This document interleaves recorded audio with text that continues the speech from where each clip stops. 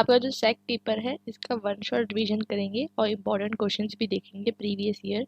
और इसमें आप कंप्लीट आपने अगर अब तक कुछ भी नहीं पढ़ा है so that also it is fine, आप जो है इसमें कम्प्लीटली इसे रिवाइज कर सकते हैं। तो let's get started with it. Syllabus same रहेगा, चाहे आप सेमेस्टर 1, 2, 3, 4 चारों में से आप कोई भी सेमेस्टर के स्टूडेंट हो, सिलेबस जो है वो सेम टू सेम रहेगा, देयर इज़ नो डिफरेंस। ठीक है, तो आप जो है इसमें रेफर कर सकते हैं, कोई भी सेमेस्टर के आप स्टूडेंट क्यों ना हो, सिलेबस सेम रहेगा, पेपर भी जो है ऑलमोस्ट सेम ही आपको आएगा। तो let's get started with it. यहाँ पर आपको जो है फर्स्ट यूनिट दिया हुआ है साइबर स्फीयर एंड सिक्योरिटी का इंट्रोडक्शन। मतलब आपको यहाँ पर साइबर स्फीयर क्या है, सिक्योरिटी क्या है, ये समझना है।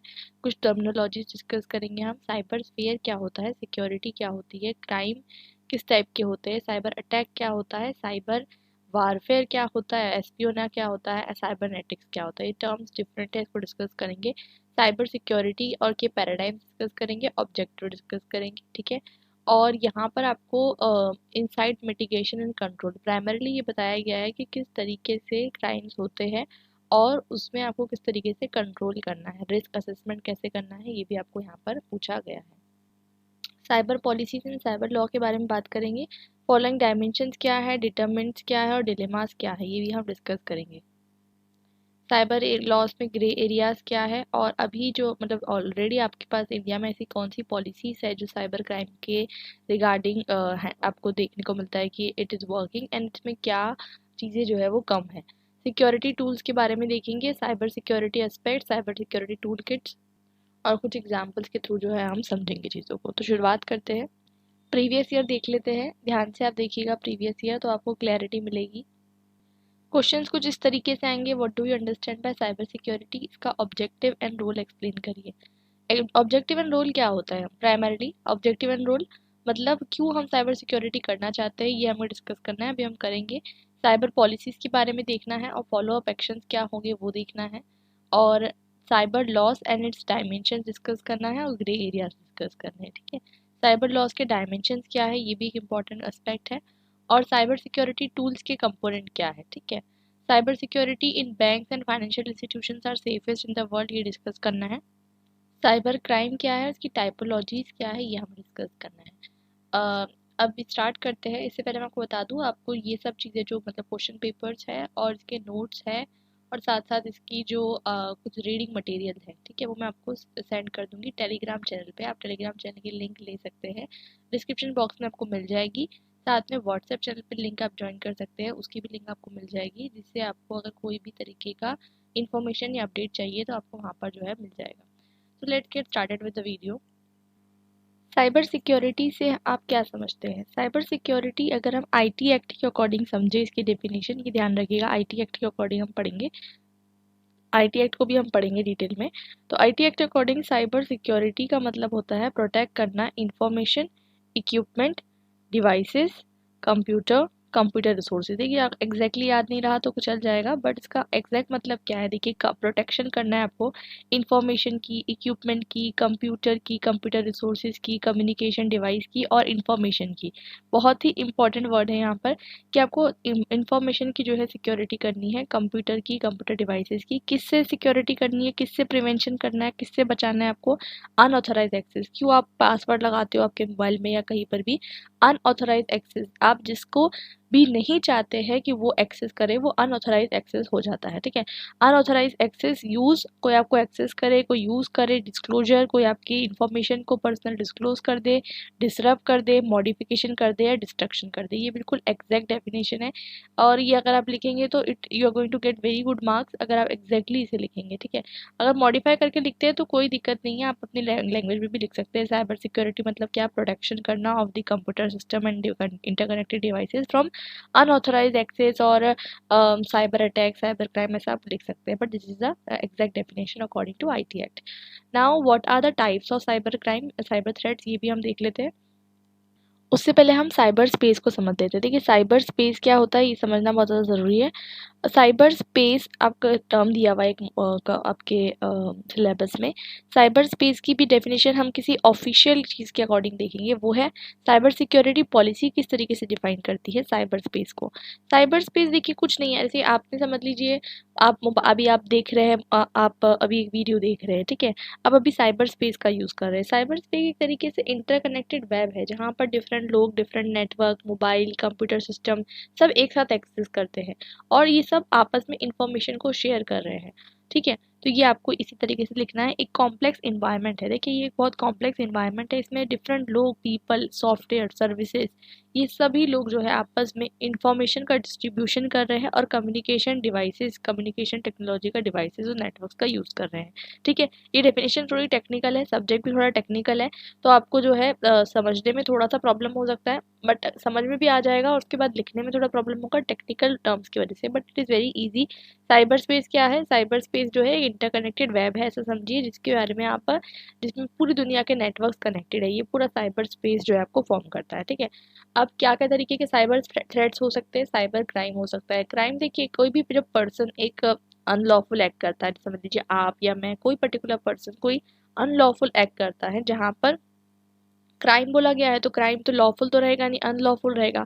अनलॉफुल के हिसाब से ये भी मैं आपको बताऊंगी, आईटी एक्ट जो है करंटली गवर्न करता है इंडिया के अंदर, जितने भी क्राइम्स होंगे इंफॉर्मेशन टेक्नोलॉजी से रिलेटेड, उसको आईटी एक्ट गवर्न करता है, जिसको 2000 में जो है इम्प्लीमेंट किया गया था, बाद में उसको जाके जो है अमेंड भी किया गया था 2007 में, ठीक है। तो ये बार बार टाइम एंड अगेन अमेंड हुआ है, तो यही जो है इंटायर जो भी लॉस है उसको गवर्न करता है, ठीक है। अब अगर आप बात करें कि साइबर क्राइम, साइबर क्राइम अगर हम इसके बारे में समझें, तो साइबर क्राइम मतलब आप जब कंप्यूटर या कम्युनिकेशन डिवाइस को यूज़ करते हुए, आप नॉर्मल तो क्राइम समझते हैं, उसकी डेफिनेशन क्या होती है नॉर्मल क्राइम की। साइबर क्राइम की डेफिनेशन क्या है? जब एक कंप्यूटर, वेर अ कंप्यूटर और अ communication device or a computer network is use to commit or to facilitate the commission of a crime. अब साइबर क्राइम के बहुत सारे तरीके होते हैं, आज के टाइम पे आप देखेंगे वायरस, ट्रोजन हॉर्स, ये तो सब पुराना भी हो गया। अभी फिशिंग, विशिंग, उसके अलावा denial of service और DNS spoofing, SQL injection, there are many cyber crimes, ठीक है। तो there is no limit on cyber crimes, और नए नए तरीके के साइबर क्राइम इन्वेंट भी होते जा रहे हैं। तो अभी हमें जो है हम पढ़ेंगे उसके बारे में। साइबर क्राइम भी एक बहुत इंपॉर्टेंट टॉपिक है, यहाँ पर वीडियो को आप स्किप करते हुए मत देखिए, और please don't emphasise upon asking the notes only, क्योंकि नोट्स में आपको मिल जाएंगे आसानी से, लेकिन नोट्स में आप इम्पॉर्टेंट क्या है क्या नहीं है वो नहीं कैटेगराइज कर पाओगे। मुझे कोई प्रॉब्लम नहीं है, मैं आपको 100 पेजेस के मेरे पास नोट्स पड़े हुए, I will share with you, but the fact is that कि यहाँ पर आपको जो मैं टेक्निकलिटीज जो बता रही हूँ in a very short manner, you will not be able to get it anywhere, ठीक है। तो ये आप जो है इसे यहीं पर याद कर लीजिए, you can take the screenshot also. अब बात करते हैं एस्पियोनाज, साइबर एस्पियोनाज। एस्पियोनाज आपको पता है, एस्पियोनाज मतलब आप जब किसी के ऊपर नज़र रखते हो, निगरानी करते हो, स्पाई जो हम कहते हैं, जासूस को भेजना, या तो एक कंट्री के ऊपर दूसरी कंट्री के ऊपर, ठीक है। कॉन्फिडेंशियल इंफॉर्मेशन जो भी जहाँ पर भी रखी हुई है उसको एक्सेस करने के लिए, जैसे कि आप किसी को आज के पहले के टाइम पे क्या होता था कि आप जासूस रखते थे, ठीक है। वो जाकर जो है चेक करता था कि पर्टिकुलर पर्सन जो है मतलब एक ऑर्गेनाइजेशन पे या फिर एक गवर्नमेंट पे, या फिर आप देखेंगे किसी पर्सन पे नजर रखा जाता था, एस्पियोनाज कहते हैं जिसे हम, ठीक है।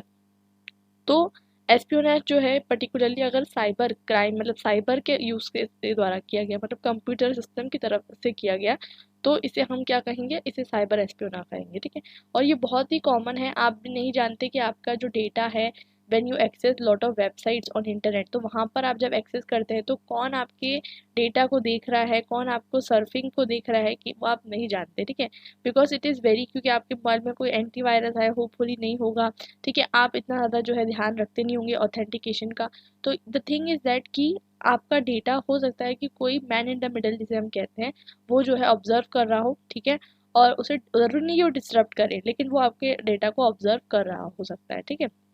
द फैक्ट इज़ कि आपका डेटा इतना इंपॉर्टेंट ना हो उसके लिए, ठीक है। लेकिन थिंग इज़ कि ये जो डेटा है ये कोई भी पर्सन जो है चोरी कर सकता है, स्पेशली जो गवर्नमेंटल ऑर्गेनाइजेशंस होती है, आर्मी होती है, और जो हमारे क्रिटिकल इंफॉर्मेशन सेक्टर्स होते हैं। क्रिटिकल इंफॉर्मेशन सेक्टर्स क्या होते हैं वो भी हम पढ़ेंगे। तो क्रिटिकल इंफॉर्मेशन सेक्टर्स होते हैं जैसे हॉस्पिटल, आर्मी, हमारा न्यूक्लियर पावर प्लांट, या फिर हमारी पावर स्टेशंस, ये सब हेल्थ केयर सिस्टम, ये सब हमारा क्या है? क्रिटिकल इंफॉर्मेशन इंफ्रास्ट्रक्चर है। क्रिटिकल इंफॉर्मेशन इंफ्रास्ट्रक्चर क्या है, मतलब ये हमारे सबसे ज़्यादा इंपॉर्टेंट चीज़ है। समझ लीजिए अभी एक रिसेंटली एम्स में आपने देखा होगा कि एम्स का डेटा जो है वो चुरा लिया गया।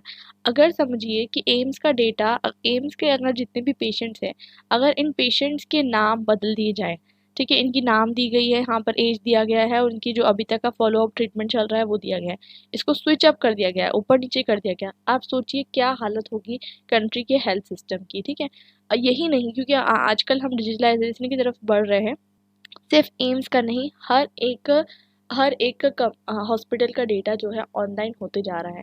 मोर ओवर आपको पता होगा एम्स में जो है अटैक हुआ था और रैंसमवेयर की डिमांड भी हुई थी। इसके अलावा इससे पहले भी आप देखेंगे कि हिटाची पेमेंट सर्विस पे अटैक हो चुका है। उसके अलावा मतलब आप देखेंगे कैनरा बैंक पे अटैक हो चुका है। तो डिफरेंट बैंक्स, अब देखिए बैंक्स के पास कितना इन्फॉर्मेशन होता है, आपके पासवर्ड सब कुछ होता है, उस पर अटैक करके अगर आपकी सारी इन्फॉर्मेशन निकाल दी गई, क्रेडिट कार्ड का डेटा जो है लीक हो चुका है, इससे पहले आधार कार्ड का डेटा लीक हो चुका है। तो इसमें बहुत सारे कंसर्न्स है, प्राइवेसी कंसर्न्स है, और द थिंग इज़ कि हम साइबर स्पेयर एंड सिक्योरिटी को इतना ज़्यादा सीरियस नहीं लेते, क्योंकि हमें लगता है कि इट इज़ वेरी कैजुअल, हमारा क्या ही डेटा है, हमारा क्या ही डेटा वो चुरा लेगा। ठीक है, but the point is that कि आप एज अ इंडिविजुअल तो आपके लिए इंपॉर्टेंट है ही, but at a country level अगर हम देखें तो ये कुछ क्रिटिकल इन्फॉर्मेशन सेक्टर है। समझ लीजिए आपका सबसे पहले ये जो शुरुआत हुई इस चीज़ की, अगर हम साइबर वॉरफेयर के कंटेक्स्ट में देखेंगे तो स्टक्सनेट से हुई। स्टक्सनेट एक जो है यूएस द्वारा डेवलप किया गया, ऐसा मानते हैं। ठीक है, यूएस द्वारा डेवलप किया गया था ईरान के न्यूक्लियर प्रोग्राम को फेल करने के लिए। ईरान के न्यूक्लियर प्रोग्राम को फेल करने के लिए, ईरान के न्यूक्लियर प्रोग्राम में जो जो कंप्यूटर्स अटैच थे जो उसको एग्जीक्यूट करने वाले थे, उसको जो ये हैक कर लेता है स्टक्सनेट करके। समझ लीजिए अगर आप स्पेस में एक कोई भी तरीके का कह सकते हैं, हम चंद्रयान 3 हमने जो है लॉन्च किया, ठीक है, चंद्रयान 3 लॉन्च किया, या फिर अगर हम L1 लॉन्च कर रहे हैं, कुछ भी लॉन्च कर रहे हैं, हम आदित्य लॉन्च कर रहे हैं। ठीक है, थिंग इज कि ये जो जब पर्टिकुलरली लॉन्च होने वाला है, there are lot of computer technicalities involve. उस टाइम पे अगर हमारा कंप्यूटर किसी सिस्टम किसी ने हैक कर लिया, इमेजिन करिए, ठीक है, तो क्या हमारा जो लॉन्च है वो सक्सेसफुल हो पाएगा? नो मैटर कितना टेक्नोलॉजिकली जो है वो पर्टिकुलर डिवाइस कितना भी अच्छा हो, बट द थिंग इज कि अगर कम्युनिकेशन सिस्टम हमारा हैक हो गया, समझ लीजिए कि एयर ट्रैफिक है, ठीक है, एरोप्लेन्स आपको देखने को मिलते हैं, एरोप्लेन्स जो है एक तरीके से कम्युनिकेट करते हैं कि उन्हें कब और कहाँ पर लैंड होना है। ठीक है, अगर उनका सिस्टम हैक कर दिया गया और वो लोग कम्युनिकेट ही नहीं कर पा रहे हैं विद दैट ऑफ किससे, जो स्टेशन से उससे कम्युनिकेट नहीं कर पा रहे, उनका रडार नहीं वर्क कर रहा है, तो वो कैसे जो है आपको देखने को मिलेगा कि एरोप्लेन्स जो है वो कहीं ना कहीं क्या होगा, टकराने लग जाएंगे इन द एयर। ठीक है, एयर ट्रैफिक, तो air traffic is a critical infrastructure. अगर आप देखेंगे रेलवे स्टेशन पे आप देखेंगे ट्रेन चलती है, ठीक है, रेलवेज के पास डेटा होता है कि कब कौन सी ट्रेन आने वाली है। आपने देखा होगा ट्रेन लेट हो जाती है, फिर थोड़ा और लेट करते हैं उसको, क्योंकि दूसरी ट्रेन आने वाली रहती है, तो दोनों ट्रेन एक साथ नहीं आ सकती, तो उसको थोड़ा रोक रोक के वो दूसरी गाड़ी बाद में थोड़ा लेट आती है। ठीक है, तो these are some realistic things which you need to understand primarily. तो अगर आप देखेंगे एक ट्रेन लेट हो जाती है, दूसरी ट्रेन और लेट होगी, उसके पीछे वाली ट्रेन जो रहेगी उसको थोड़ा सा लेट करा जाएगा। ठीक है, क्यों? क्योंकि सब ट्रेन एक साथ नहीं आ सकती ना, आप एक एक ट्रेन ही करके बुला सकते हो। द थिंग इज कि उस वजह से और ज़्यादा गाड़ियाँ लेट होती है। तो जब आप देखेंगे रेलवे के पास एक डेटा होता है, रियल टाइम डेटा, जो आप इंटरनेट पे भी एक्सेस करते हो कि गाड़ी कितनी लेट आने वाली है। ठीक है, अगर उसे हैक कर लिया गया तो आप सोचिए, मतलब अगर ये जो क्रिटिकल इंफ्रास्ट्रक्चर है हमारे, अगर इसको हैक कर लिया गया तो हमारा कंट्री का, अच्छा पावर पावर इतनी इंपॉर्टेंट है, आपके घर के लिए इंपॉर्टेंट नहीं है लेकिन पूरे देश के लिए हर चीज़ पावर पे चलती है, समझ लीजिए। अच्छा चलिए सर, नेशनल स्टॉक एक्सचेंज है, ठीक है, उसे हैक कर लिया गया तो, ठीक है, एक दिन अगर समझिए ट्रेडिंग मार्केट बंद रहा तो क्या हालत होगी देश की, वो समझिए। ठीक है, तो national stock exchange, Bombay stock exchange, तो ये सब चीज़ों को जो है आपको समझना है कि कितनी ज़्यादा इंपॉर्टेंट ये जो है इंफ्रास्ट्रक्चर है, जिसके ऊपर जो है कोई भी पर्टिकुलर पर्सन, या तो वो नॉन स्टेट एक्टर होगा। अगर वो नॉन स्टेट एक्टर है, नॉन स्टेट एक्टर मतलब क्या होता है, सिंपल सी बात है कि अगर कोई इंडिविजुअल पर्सन अगर कोई कुछ काम कर रहा है, वो उसे स्टेट ने नहीं कहा, मतलब कोई पाकिस्तान या चाइना ने उसे मोटिवेट नहीं किया कि आप जाके इंडिया पे अटैक करिए, वो खुद ही आकर अटैक कर रहा है, तो that is known as non state actors. ठीक है, और अगर कोई पर्सन को मोटिवेट किया गया है पॉलिटिकली या किसी भी तरीके से कि आप जाकर अटैक करिए, that is a state actor. Non state actor या स्टेट एक्टर जब आपके कंप्यूटर डिवाइस सिस्टम आपको अटैक करके आपकी कॉन्फिडेंशियल इंफॉर्मेशन को लेना चाहता है, उसे हम क्या कहेंगे? Cyber espionage. साइबर एस्पियोनाज और साइबर टेररिज्म में डिफरेंस होता है, साइबर वॉरफेयर में भी डिफरेंस होता है। तीनों में क्या डिफरेंस होता है ये भी हम समझ लेते हैं। साइबर एस्पियोनाज जो होता है, इससे आपके मोबाइल, आपके जो भी डिवाइसेस होते हैं, इस पे नज़र रखी जाती है, ठीक है। इस पे सिर्फ नज़र रखी जाती है, इसमें आपको ये नहीं कहा जाए, मतलब आपके नेटवर्क को डिस्टर्ब नहीं किया जाएगा। क्यों? क्योंकि लॉन्ग टाइम तक आपकी सारी कॉन्फिडेंशियल इन्फॉर्मेशन निकाली जाएगी, पीएमओ ऑफिस से इन्फॉर्मेशन निकाली जाएगी, क्या हो रहा है वहाँ पर वो इन्फॉर्मेशन निकाली जाएगी, आपकी आर्मी किस तरीके से वर्क कर रही है वो इन्फॉर्मेशन निकाली जाएगी, आपका नेक्स्ट मूव क्या होने वाला है इंटरनेशनल रिलेशन में वो इन्फॉर्मेशन निकाली जाएगी। It is known as espionage, ठीक है।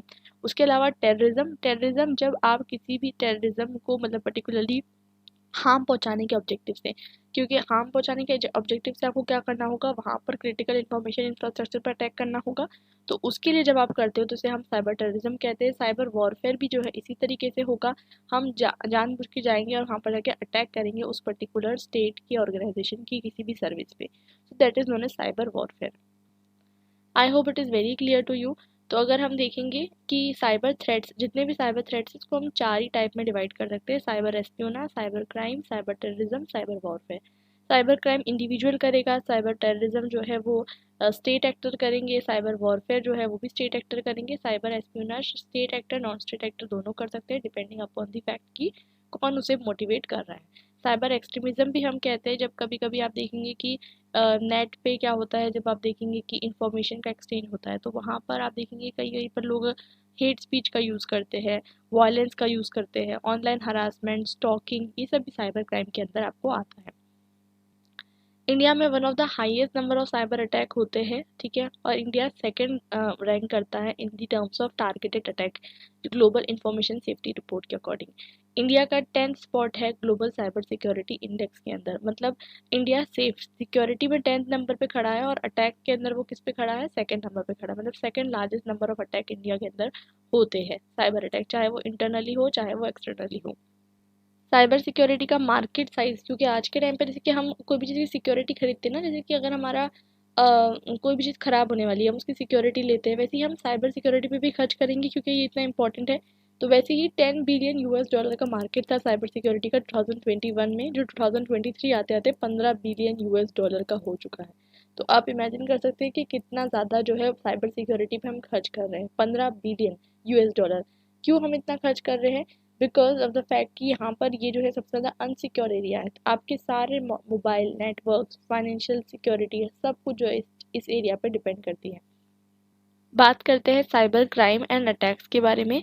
तो डिफरेंट अटैक्स हो सकते हैं, इसके बारे में एक क्वेश्चन आपको आएगा, ऑलमोस्ट 90% चांसेस है, ठीक है। साइबर क्राइम के टाइप्स क्या होते हैं, इसमें आपको लिखना है फिशिंग। फिशिंग यानी कि एक तरीके से आपको पता है कि जब भी आप समझ लीजिए फॉर एग्जांपल एक क्राइम चल रहा था, आई थिंक उसमें लिखा रहता था आई लव यू लेटर लिखा रहता था, as soon as you open the email ID and you just click upon it, वो जो मतलब जो उसमें वायरस है वो आपके कंप्यूटर में एंटर होकर आपकी सारी इंफॉर्मेशन को एक्सेस कर लेता था।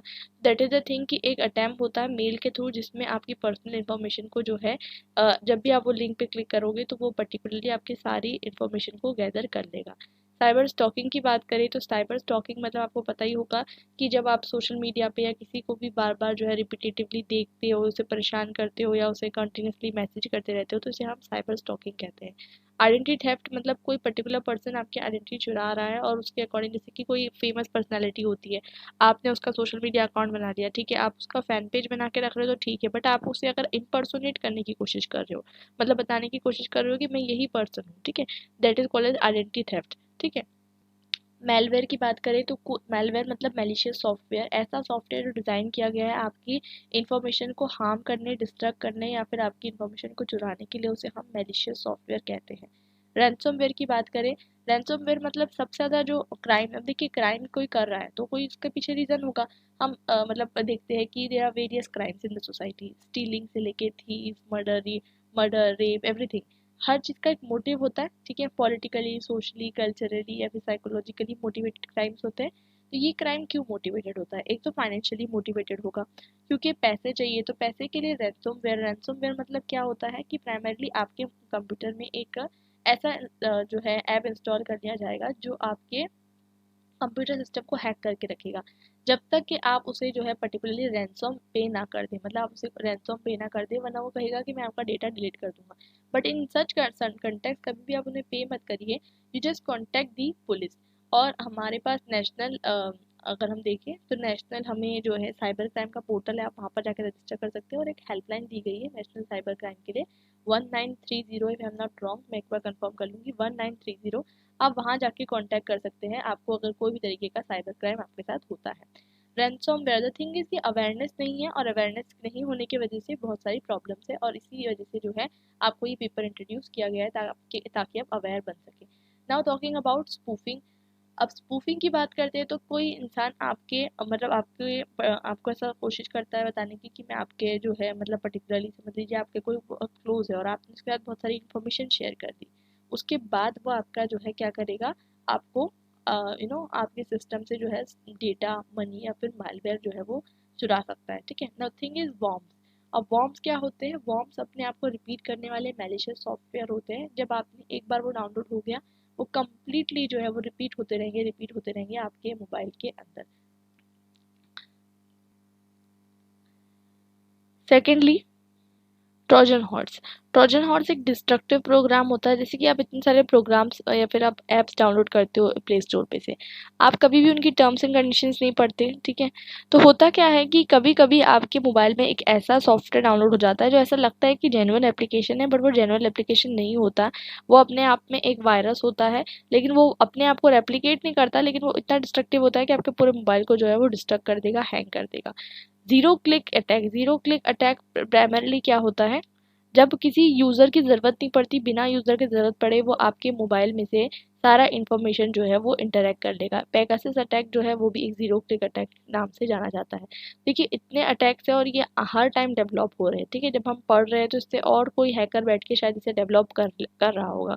तो इट इज़ आप अंदाज़ा नहीं लगा सकते। हमें तो सिर्फ कुछ कुछ हमें पता होते हैं, फिशिंग विशिंग मतलब यही होता है कि जब आप किसी को फ़ोन कॉल के थ्रू आप उनकी फाइनेंशियल इन्फॉर्मेशन निकालने की कोशिश करते हो। ठीक है, ट्रोजन हॉर्स है, ज़ीरो क्लिक अटैक, ये सब आपको पता होगा।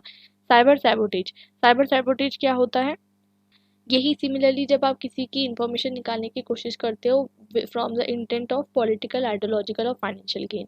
ठीक है, वैसे ही डिस्ट्रीब्यूटेड डिनायल ऑफ सर्विस होता क्या है कि जब एक पर्टिकुलर वेबसाइट को अटैक किया जाता है फ्रॉम मल्टीपल सोर्सेज, उसको मल्टीपल सोर्सेज से अटैक किया जाता है। कभी कभी वेबसाइट एक्सेस करते हो कि आपको फेलियर दिखता होगा, 402 फेलियर, ये फेलियर क्यों ऐसा दिखता है? प्राइमरली आपका जब इंटरनेट बंद है तो वो अलग चीज़ है, बट कहने का मतलब ये है कि ये जो कुछ फेलियर्स होते हैं, अगर एक वेबसाइट को अलग अलग जगह से नेटवर्क से ओवरवेल्म कर दिया गया, ठीक है, डिफरेंट जगह से ट्रैफिक से ओवरवेल्म कर दिया गया, तो जो लेजिटिमेट यूजर्स है ये इसे एक्सेस नहीं कर पाएंगे। ठीक है, तो इस तरीके की चीज़ें भी की जाती है। डिस्ट्रीब्यूटेड डिनायल ऑफ सर्विस हम इसे कहते हैं।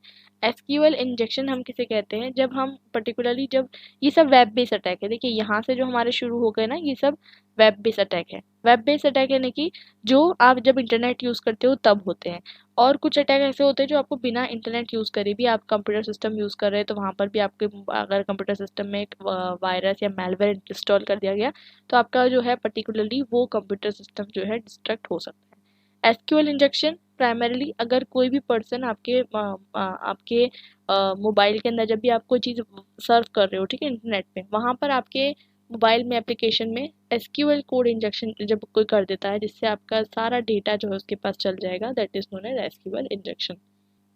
Man in the middle attack यही, जैसे कि आपको नाम से समझ रहा होगा कि जब दो सिक्योरिटी मतलब दो लोग आपस में बात कर रहे हैं, इंफॉर्मेशन एक्सचेंज कर रहे हैं, इस टाइम पे बीच में एक पर्सन है जो आपकी बातें सुन रहा है। वो आपकी बातें हो सकता है सिर्फ सुने, या तो आपकी बातें चुरा ले, या तो आपकी बातों को जो है डिलीट कर दे। ठीक है, that is known as man in the middle attack.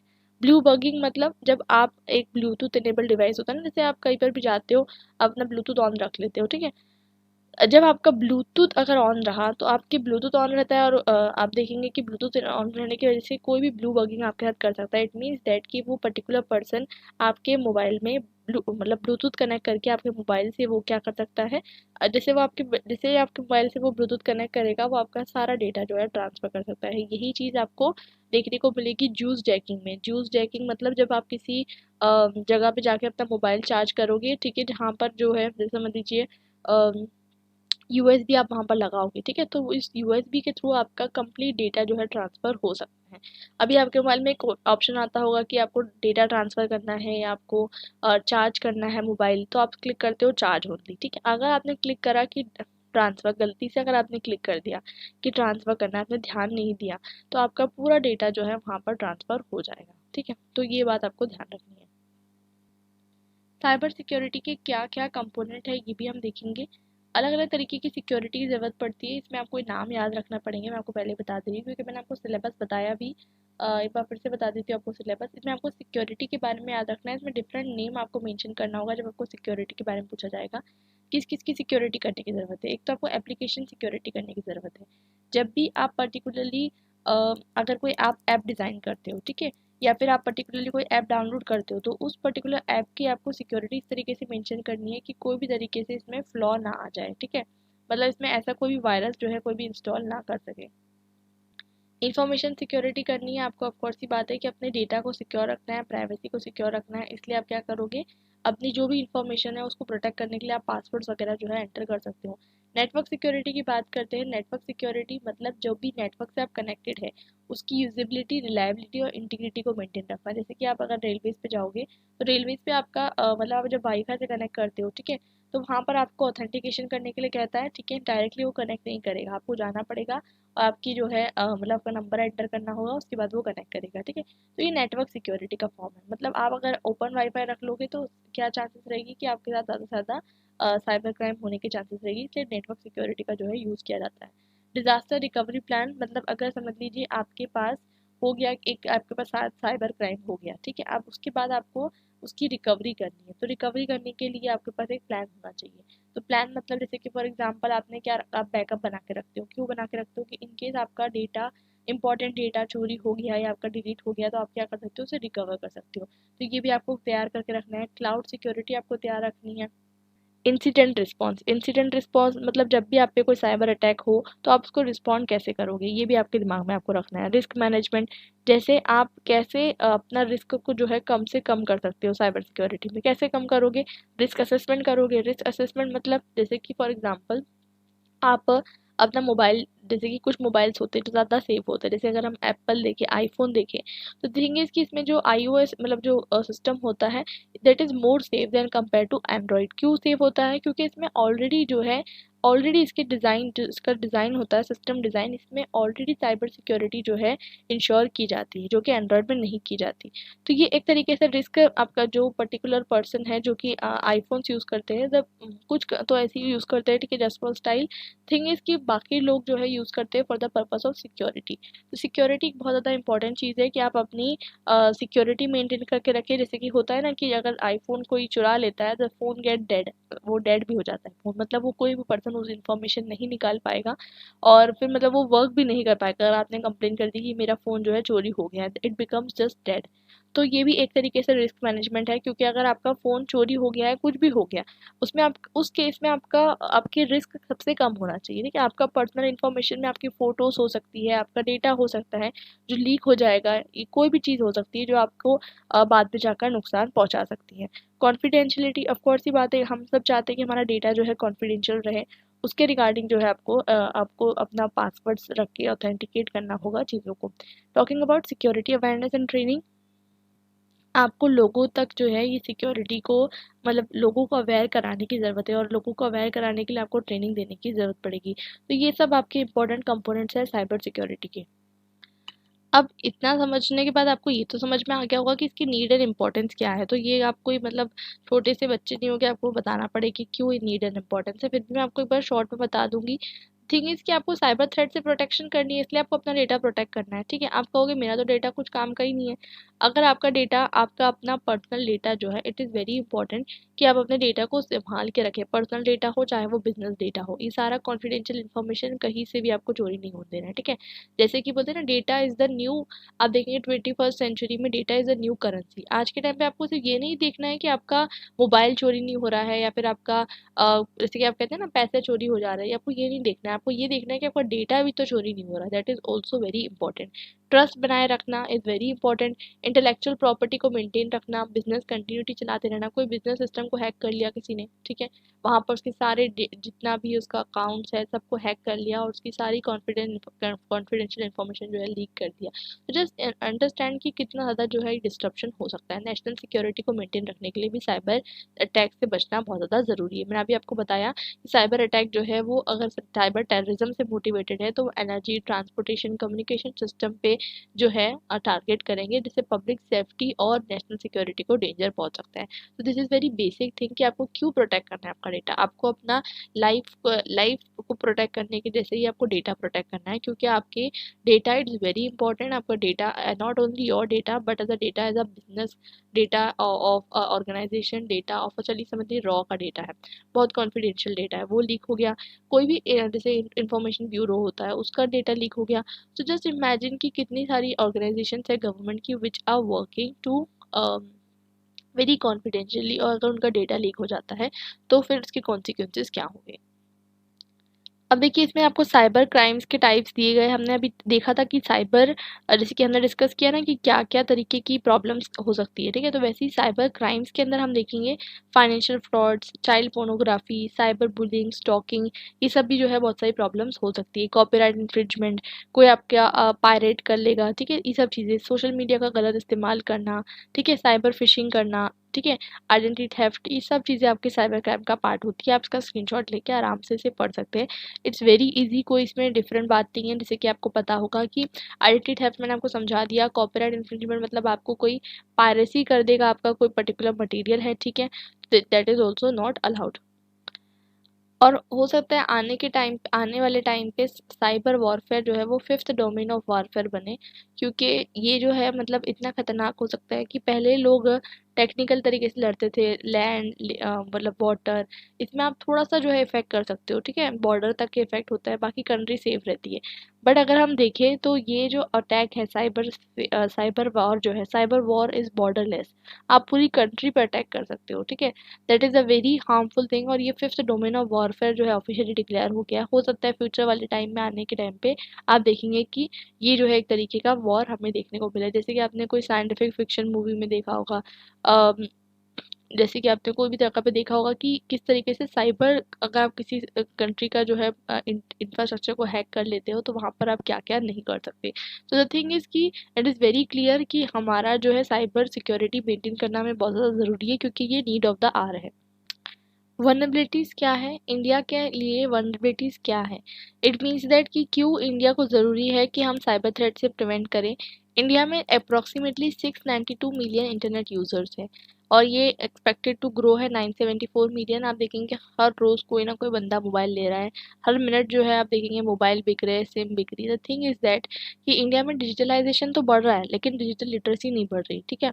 हमें डिजिटल लिटरेट नहीं है हम, ठीक है, हमें जो है चीज़ें पता नहीं है, और उसके बाद भी जो है हम क्या करते हैं, मोबाइल को यूज़ करते हैं, सिम यूज़ करते हैं। आप देखेंगे लिटरेसी उतनी नहीं बढ़ रही जितना लोग डिजिटलाइजेशन की तरफ बढ़ते जा रहे हैं, ठीक है। तो इस वजह से क्या हो रहा है कि लोगों को अवेयरनेस नहीं है कि किस तरीके से चीज़ें करनी है। They are very easily getting trap of financial frauds, ठीक है। आप कहोगे चलो मैं ओटीपी नहीं देता हूँ, कुछ नहीं देता हूँ, मेरा फाइनेंशियल फ्रॉड तो नहीं होगा, but that is not enough, क्योंकि आपका डेटा जो है अभी भी अनसिक्योर है, ठीक है। क्योंकि एवरी टाइम आपका कोई भी डेटा कोई भी पर्सन हैक कर सकता है फॉर एनी रीज़न, चाहे वो पर्सनल हेट्रेड या कोई भी रीज़न हो सकता है। तो ये एक बहुत ही ज़्यादा जो है आप देखेंगे खतरनाक जो है, मतलब आप कह सकते हैं कि डोमेन बन चुका है जिसको आपको इमीडिएट अटेंशन देने की ज़रूरत है।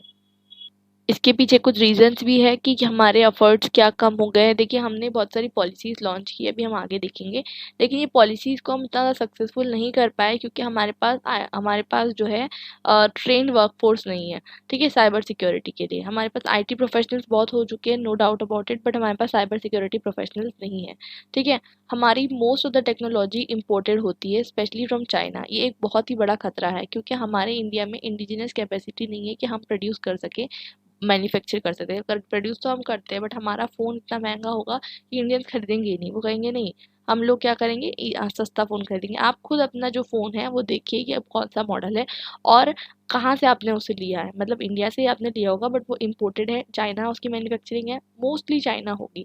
बिकॉज चाइना जो है जिस तरीके से प्रोडक्शन कॉस्ट को कट करता है वैसा अभी तक कोई भी कंट्री नहीं कर पाती, लेकिन इसके बावजूद बहुत सारी कंट्री में चाइना के प्रोडक्ट्स बैन हैं, इंक्लूडिंग जापान एंड यूएस।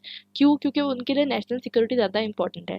हमें क्या है कि हम लोग क्या चाहते हैं कि चलो चाइना के प्रोडक्ट यूज़ कर लेते हैं, क्या हुआ, सस्ता मिल रहा है, नेशनल सिक्योरिटी को जो है ध्यान में नहीं रखते। द थिंग इज़ कि नेशनल सिक्योरिटी को देखते हुए हमें ये देखना चाहिए कि चाइना से आने वाले मोबाइल भी अपने आप में एक वेपन हो सकते हैं, उस चीज़ को हमें थोड़ा सा ध्यान रखना है। टॉकिंग अबाउट अवेयरनेस, अवेयरनेस ना होने की वजह से ना ही आपको लॉज के बारे में अवेयरनेस होगी कि आपके साथ कोई क्राइम होता है, साइबर क्राइम, तो आपको रिपोर्ट कर सकते हैं। ठीक है, जैसे आपके साथ नॉर्मल क्राइम होता है, आप 100 पुलिस को फ़ोन करते हैं, वैसे ही अगर आपके साथ साइबर क्राइम होता है तो आप उसे भी रिपोर्ट कर सकते हैं। ये चीज़ जो है बहुत सारे लोगों को नहीं पता होती है। इंडिया में अभी तक कौन से साइबर अटैक्स हुए हैं? हर जगह पे साइबर अटैक हुए हैं, चाहे क्रिटिकल इंफ्रास्ट्रक्चर पे हो। क्रिटिकल इंफ्रास्ट्रक्चर पे 2020 में कुडनकुलम जो India largest nuclear power plant है वो हैक कर लिया गया था। उसी के साथ ट्रांसपोर्टेशन सिस्टम पे भी अटैक हुआ है। हैदराबाद मेट्रो रेल सर्विस जो है वो 20 आवर्स के लिए जो है नहीं वो मतलब 2019 में जो है वो क्या हो गई थी, हैक हो गई थी। हेल्थ केयर सिस्टम पे अटैक हुआ है, डॉक्टर रेड्डी लेबोरेटरी पे अटैक हुआ है, ठीक है। और गवर्नमेंट सिस्टम में नेटवर्क कॉम्प्रोमाइज़ भी हुआ है, ठीक है। तो बहुत सारी चीज़ें हुई है। इनफैक्ट अगर आप देखें तो बहुत सारी चीज़ें तो सामने आती भी नहीं है, लोग रिपोर्ट नहीं करते, ना ही कंपनीज रिपोर्ट करती है, ना गवर्नमेंट डेटा लीक करती है, क्योंकि वो चाहती है कि लोगों के अंदर हैवॉक ना क्रिएट हो या फिर पॉलिटिकल इंटरेस्ट भी होते हैं। तो डिफरेंट चीज़ें होती है कि वो नहीं चाहती कि लोगों के अंदर लोगों को ऐसा लगे कि हम आपकी सिक्योरिटी नहीं मेंटेन कर पाते, ठीक है। तो थिंग इज़ कि बहुत सारे डेटा ब्रीचेस हुए हैं in recent time. Aadhaar card का डेटा ब्रीच भी आपको देखने को मिला होगा। थोड़ा बहुत न्यूज़ में चीज़ें आती है, लेकिन ज़्यादातर जो है वो नेशनल हेडलाइंस नहीं बनती, क्योंकि उसे थोड़ा सा इग्नोर कर दिया जाता है ताकि हैवॉक ज़्यादा क्रिएट ना हो। वैसे ही क्रिटिकल इंफ्रास्ट्रक्चर जो सिस्टम है हमारा, क्रिटिकल इंफ्रास्ट्रक्चर मैं आपको पहले बता चुकी हूँ। इसका पर्टिकुलर डेफिनेशन अगर आप देखेंगे तो इसका डेफिनेशन होगा कि फिजिकल एंड साइबर सिस्टम और असेट्स जो अब हमारी कंट्री के लिए इतने इंपॉर्टेंट है कि अगर उसका हम डिस्ट्रक्शन करेंगे तो उससे हमारी कंट्री पे डिबिलिटेटिंग इम्पैक्ट क्रिएट होगा। डिबिलिटेटिंग इम्पैक्ट मतलब बहुत ही खतरनाक तरीके से हमारी जो कंट्री की प्रोडक्टिविटी, हमारी कंट्री का आप कह सकते हैं जो ग्रोथ है वो रुक सकता है, ठीक है। क्योंकि ये हमारी कंट्री जो ये डेटा होता है रिगार्डिंग हमारी नेशनल सिक्योरिटी, इकोनॉमिक और सोशल वेलफेयर के रिगार्डिंग होता है। There are various type of threats to critical infrastructure, internal threats है, एक्सटर्नल थ्रेट्स है, ये आपको देखने को मिलता है। अब बात करते हैं कि गवर्नमेंट ने इसके लिए क्या क्या स्टेप्स लिए हैं। आईटी एक्ट 2000 के अकॉर्डिंग जो बाद में अमेंड भी हुआ, इसमें हमें देखेंगे हम क्या स्टेप्स लिए गए थे। इसमें सबसे इम्पोर्टेंट चीज़ कि जो इलेक्ट्रॉनिक सिग्नेचर होती है उसको जो है रिकॉग्निशन दिया गया था, ठीक है। मतलब आप ये कोई भी पर्टिकुलर अगर आप कोई भी ऑर्गेनाइजेशन है उसमें आप जाके और इलेक्ट्रॉनिक सिग्नेचर दिखाते हैं तो उसको जो है रिकॉग्निशन मिल गया था। आईटी एक्ट में इलेक्ट्रॉनिक बट इसमें भी आप देखेंगे कि बहुत सारी चीज़ें आई थी। अगर आपको आईटीआई डिटेल में पढ़ना है आप जाकर पढ़ सकते हैं, ठीक है। यहाँ पर मैं वन शॉट में इतना डिटेल में से कवर करूँ पॉसिबल नहीं है। इसमें देखिए प्राइमरीली सेक्शन 43 एक इंपॉर्टेंट है, जिसमें कंप्यूटर सिस्टम को हार्म करने के लिए आपको 1 करोड़ तक का कंपनसेशन देना पड़ सकता है, ठीक है। उसके बाद सेक्शन 66A इंपॉर्टेंट है, जो बाद में रिपील कर लिया गया था, ठीक है, सुप्रीम कोर्ट के द्वारा, क्योंकि इसमें बहुत सारे इश्यूज थे राइट टू प्राइवेसी से रिगार्डिंग। 66B है, 66C है, 66D, 66E, 66F, ठीक है। 66F जो है वो टेररिज्म से रिलेटेड है, ठीक है। तो ये बहुत सारे इसमें प्रोविजन है, वैसे तो 200 प्रोविजन, लेकिन आपको इतना पढ़ाया नहीं जा सकता। तो थिंग इज कि आईटी एक्ट आपको सिर्फ इतना समझना है कि आईटी एक्ट इम्प्लीमेंट किया गया, इसके रिगार्डिंग क्या क्या प्रोविजंस है, क्या क्या इंपॉर्टेंट है, मैं आपको स्टडी मटेरियल में जो है सेंड कर दूंगी। टेलीग्राम चैनल आप जरूर ज्वाइन कर दीजिएगा। इसके अलावा मैं बताती हूँ आपको क्रिटिसिज्म क्या है। अब क्रिटिसिज्म ये है कि इसमें डेटा प्रोटेक्शन के बारे में बाकी चैलेंजेस जो है एड्रेस नहीं किए गए थे। अब जाके डेटा प्रोटेक्शन जो एक्ट पास हुआ है 2023 में, जिसको 2018 में फॉर्म कर लिया गया था डेटा प्रोटेक्शन बिल, लेकिन अभी तक पास नहीं हुआ था, उसके अकॉर्डिंग जो है वो डेटा प्रोटेक्शन के रिगार्डिंग बहुत सारी चीज़ें उसमें की गई है। इसमें कंपनसेशन इनएडुकेट था, उसमें कॉम्प्रिहेंसिव पॉलिसी नहीं थी, बहुत सारी चीज़ें इसमें ग्रे एरियाज थी। ग्रे एरियाज मतलब ये कि जिसके बारे में कोई चीज़ डिस्कस नहीं की गई, जैसे कि चाइल्ड पोर्नोग्राफी के बारे में कोई डिस्कशन नहीं था, साइबर स्टॉकिंग के बारे में डिस्कशन नहीं था, और दूसरे ऐसे बहुत सारे एरियाज थे जिसके बारे में यहाँ पर डिस्कशन नहीं किया गया था। तो इसे हम क्या कहते हैं, ग्रे एरियाज कहते हैं। ग्रे एरियाज मतलब ऐसे एरियाज जिसके बारे में कोई भी तरीके का डिस्कशन नहीं किया गया हो। वैसे ही नेशनल साइबर सिक्योरिटी पॉलिसी 2013 में फॉर्म की गई। इसके अंदर भी बहुत सारे प्रोविजंस थे। इसमें बोला गया था कि आपको एक साइबर सिक्योर साइबर इकोसिस्टम बनाना है, ठीक है। साथ साथ उन्होंने कहा था कि आपको लीगल, रेगुलेटरी और इंस्टीट्यूशनल मैकेनिज्म को अडॉप्ट करना है, ठीक है। साथ साथ बोला था कि आपको एक स्किल्ड वर्कफोर्स बनानी है, 5 लाख लोगों की वर्कफोर्स तैयार करनी है, लेकिन अभी तक ये तैयार नहीं हो पाई है। क्रिटिकल इंफॉर्मेशन इंफ्रास्ट्रक्चर को रिकॉग्नाइज करके करते हुए इनको स्ट्रेंथन करना है, बट अभी भी ऐसा हुआ नहीं है। उसके बाद इंटरनेशनल कोऑपरेशन के ऊपर ध्यान दिया जा रहा है। इंडिया और जापान के बीच में डिस्कशन चल रहे हैं, क्वाड में डिस्कशन चल रहे हैं, ठीक है। बुडापेस्ट का इंडिया जो है एक नॉन मेंबर बन चुका है। बट इसके बाद भी अभी भी एफर्ट्स इतने ज़्यादा जो है मतलब सिग्निफिकेंट इसलिए नहीं है क्योंकि अभी भी हमारा इंडिया जो है उसके अंदर टेक्नोलॉजी की कमी है, ठीक है। लोग के पास स्किल्स नहीं है कि वो अपने आप को प्रोटेक्ट कर सके, और at the most national level पे भी जो है वो अपने आप को प्रोटेक्ट नहीं कर पा रहे हैं। पब्लिक अवेयरनेस नहीं है, अभी भी पब्लिक एजुकेशन जो है इस बारे में नहीं है। नेशनल नोडल एजेंसी अभी तक हमारे पास नहीं है, ठीक है। जिसकी यूएस, यूके और ब्रिटेन के अंदर, यूके और ब्रिटेन कह रही हूँ, यूएस, यूके, जापान के अंदर दे फॉलो एक कॉम्प्रिहेंसिव मतलब एजेंसी होती है जो इंटायरली पूरी कंट्री को आप देखेंगे कि गवर्न करती है, ठीक है। सारी साइबर सिक्योरिटी जितनी भी पॉलिसीज होती है, अटैक्स होते हैं, उसको देखती है। इंडिया में अभी तक ऐसी एक नोडल एजेंसी की कमी है। हमने एक सर्ट इन को स्टैब्लिश किया है, सर्ट इन यानी कि कंप्यूटर इमरजेंसी रिस्पांस टीम, ठीक है, Indian computer emergency response team. वो भी 24/7 काम करती है, सारे साइबर अटैक जो भी इंडिविजुअल लेवल पे होते हैं वो सबको डिटेक्ट करती है। लेकिन इसके अलावा जो है हमें एक और कॉम्प्रिहेंसिव बॉडी चाहिए जो इंटायरली जो है प्रॉपरली जो है काम करे, और एक सिंगल बॉडी चाहिए। हमारे पास बहुत सारी बॉडी हो गई है क्योंकि देखिए स्टेट लेवल पे अलग अलग सबकी अपनी अपनी सर्ट इन बॉडी है, that is computer emergency response team. National level पे अलग है, ठीक है। तो इस वजह से थोड़ा सा प्रॉब्लम क्रिएट होता है। इसमें जो है अगर आप देखेंगे नेशनल साइबर सिक्योरिटी पॉलिसी में इम्प्लीमेंटेशन की कमी थी। इसमें डेटा प्राइवेसी पे फोकस नहीं किया गया था, साइबर क्राइम पे कम से कम फोकस किया गया था। बजटरी इलोकेशन इसमें इंपॉर्टेंट, मतलब देखिए जब तक आप बजट नहीं देंगे किसी चीज़ को तो वो कैसे डेवलप होगा। तो बजट पे इस पे फोकस नहीं किया गया था। ये सारी जो है इसके इश्यूज आपको देखने को मिलते हैं। इंस्टीट्यूशनल फ्रेमवर्क की बात करें तो national cyber security coordination centre का एस्टेब्लिशमेंट किया गया था। India computer emergency response team, इसमें आपको ज़्यादा इस बारे में लिखना नहीं है कि इतना आप शॉर्ट में मेंशन करेंगे चलेगा। बहुत टेक्निकल पेपर है, नाम बहुत सारे याद करने पड़ेंगे, बहुत सारे, ठीक है। India cyber crime coordination centre and cyber warrior police force, इसके सिर्फ नाम मेंशन कर दीजिएगा, ज़्यादा इसकी डिटेल जाने की जरूरत नहीं है। National critical information infrastructure protection centre, ये आपको क्रिटिकल इंफॉर्मेशन इंफ्रास्ट्रक्चर को प्रोटेक्ट करने के लिए फॉर्म किया गया है। साइबर स्वच्छता केंद्र किसके लिए बनाया गया है? Analysis of malware and botnet, ठीक है। टेक्निकल टर्म से मैं फिर बता रही हूँ, इसको ज़्यादा डिटेल में मैं समझाने जाऊंगी तो बहुत टाइम हो जाएगा। साइबर डोम प्रोजेक्ट केरला की पुलिस ने एक बहुत ही इंपॉर्टेंट जो है तरीके से मतलब चीज़ों को हैंडल करते हुए वहाँ पर आपने देखा होगा कि वहाँ पर सारे जो है साइबर क्राइम को उन्होंने प्रिवेंट करने की बहुत ज़्यादा कोशिश की है। महाराष्ट्र, आपको पता होगा महाराष्ट्र में सबसे ज़्यादा जो है क्राइम होते हैं, इसके चलते हर डिस्ट्रिक्ट में महाराष्ट्र के एक पुलिस स्टैब्लिश की गई, साइबर पुलिस, ठीक है। जो एक बहुत इनोवेटिव जो है आप कह सकते हैं एस्पेक्ट था, जो महाराष्ट्र फर्स्ट स्टेट बनता है जिसके अंदर सारे डिस्ट्रिक्ट में साइबर पुलिस का जो है एस्टैब्लिशमेंट आपको देखने को मिलता है। और भी बहुत सारे प्रोग्राम्स है, डिजिटल आर्मी प्रोग्राम है, कॉपरेशन करने की इंडिया कोशिश कर रहा है, तो ये सब आपको एग्जाम में लिखना होगा अगर आपको अच्छे मार्क्स चाहिए। जितना आप पॉइंट्स कोट कर पाओ उतना ज़्यादा अच्छा हो। क्या क्या चैलेंजेस आपको देखने को मिलते हैं साइबर सिक्योरिटी से रिलेटेड? डेटा थ्रेट सबसे इम्पोर्टेंट है, ठीक है। दूसरी चीज़, इंडिया में मतलब अच्छे तरीके से आप देखेंगे लॉज को इम्प्लीमेंट नहीं किया गया। लॉज तो बना दिए गए, अभी तक ये लॉज के बारे में लोगों तक अवेयरनेस नहीं फैली है। तीसरी चीज़, साइबर टेररिज्म एक बहुत ही इंपॉर्टेंट चीज़ है जो चैलेंज है इंडिया के सामने। साइबर वॉरफेयर इंडिया के सामने चैलेंज है। साइबर इंफ्रास्ट्रक्चर कंसर्न सबसे ज़्यादा इंपॉर्टेंट चैलेंज है। इंडिया में स्पेशलिस्ट नहीं है, मतलब मैंने आपको अभी बताया कि इंडिया में second number of internet users है दुनिया में। सबसे ज़्यादा सेकंड नंबर पे जो इंटरनेट यूजर्स है वो इंडिया में है, लेकिन यहाँ पर स्पेशलिस्ट की फिर भी कमी है, कोऑर्डिनेशन की कमी है, ठीक है। अवेयरनेस की कमी है, आउटडेटेड सिस्टम हम यूज़ करते हैं आज भी, बहुत सारी गवर्नमेंट सिस्टम जो आउटडेटेड पुराने सिस्टम यूज़ करती है, ठीक है। क्रॉस बॉर्डर अटैक आपको देखने को मिलते हैं, जैसे कि जो हमारी नेबरिंग कंट्रीज है, जो हमारी अनफ्रेंडली नेशन है, अगर उनके साथ हमारे अटैक्स होते हैं तो ये हमारे लिए और ज़्यादा खतरा बढ़ाते हैं साइबर टेररिज्म का। रैपिड डिजिटलाइजेशन की बात करें तो रैपिड डिजिटलाइजेशन हुआ है, लेकिन इसके साथ साथ आप देखेंगे कि उतना हद तक ये साइबर सिक्योरिटी हमारी इतनी ज़्यादा स्ट्रांग नहीं हो पाई है। रेगुलेटरी फ्रेमवर्क जो है हमारा जो है अभी हम देखेंगे आउटडेटेड है। और साइबर थ्रेट इतने कॉम्प्लेक्स होते हैं ना कि आप उसको ट्रेस नहीं कर पाते, जैसे कि हैकर्स जो है वो यूएस से बैठकर आपका सिस्टम हैक कर सकते हैं, ठीक है।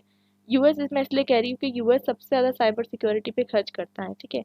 और वो जो है ना कि केवल सिर्फ साइबर सिक्योरिटी पे खर्च करता है, बल्कि अगर हम स्नोडेन रिवलेशन की बात करें, स्नोडेन रिवलेशन की मैं इतना डिटेल में नहीं जाऊँगी, आज के बारे में थोड़ा सा इंटरेस्ट लेकर अलग से पढ़ सकते हैं। तो अगर हम बात करें तो ये जो है मतलब पूरे दुनिया पर नज़र रख रहा है, ठीक है। सारी चीज़ें जो है यूएस के नज़र से दूर नहीं है, मतलब एवरीथिंग इज बीइंग वॉच, हर चीज़ का ध्यान रखा जा रहा है, और कोई भी चीज़ जो है मतलब ऐसी नहीं है जो यूएस जो है नहीं उसे देख रहा है। तो प्राइमरी थिंग इज कि मतलब ये सिर्फ और सिर्फ डिफेंस पे खर्च नहीं कर रहा है, ये ऑफेंस पे भी खर्च कर रहा है। तो साइबर सिक्योरिटी सिर्फ डिफेंस से रिलेटेड नहीं होती, ऑफेंस तक भी इसका जो है स्कोप होता है। डेटा प्राइवेसी का कंसर्न बढ़ते जा रहा है लोगों के अंदर, जैसे जैसे आप अभी देखेंगे डीप फेक वीडियोस आ गए हैं, ठीक है, आपने देखा होगा डीप फेक। उसके अलावा आर्टिफिशियल इंटेलिजेंस का ग्रोथ हो रहा है, ठीक है। आर्टिफिशियल इंटेलिजेंस तो हम बहुत अच्छे से चैट जीपीटी यूज़ कर ले रहे हैं, लेकिन हमें मतलब कोई भी तरीके से हमें मतलब नहीं है। हम बोलेंगे चलो हमारा क्या है मोबाइल से, हम जैसे ओपन करते हैं कोई भी कुकीज़ की परमिशन मांगते हैं, बोलते हैं ठीक है दे दो, क्या होता है।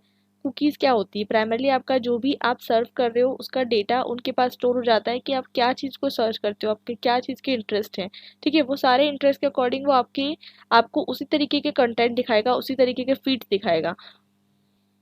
ये और भी गवर्नमेंट इनिशिएटिव है जो इंडिया के साइबर स्पेस को जो है सिक्योर करने के लिए यूज़ होते हैं। इसमें हम देखेंगे national cyber security policy 2013 form की गई है, डेटा प्रोटेक्शन बिल के बारे में हमने बात की, Indian cyber crime coordination centre, ये सब आप ऐसे कोड कर देंगे ना तो आपको बहुत सारे मार्क्स मिल जाएंगे, ठीक है।